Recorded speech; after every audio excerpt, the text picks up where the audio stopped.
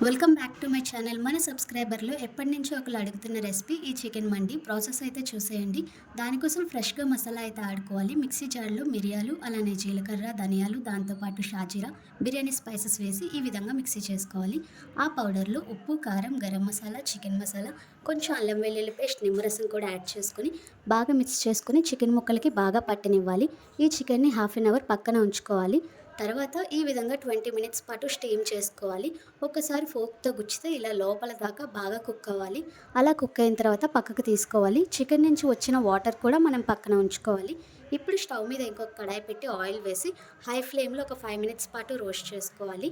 ఇంకా చికెన్‌ని పక్కన పెట్టేసి ఇంకొక కడాయి తీసుకొని అందులో ఆయిల్ వేసుకొని ఇలా జీడిపప్పు, బాదం పప్పు, కిస్మిస్ వేసుకొని ఒక 5 మినిట్స్ పాటు రోస్ట్ చేసుకోవాలి.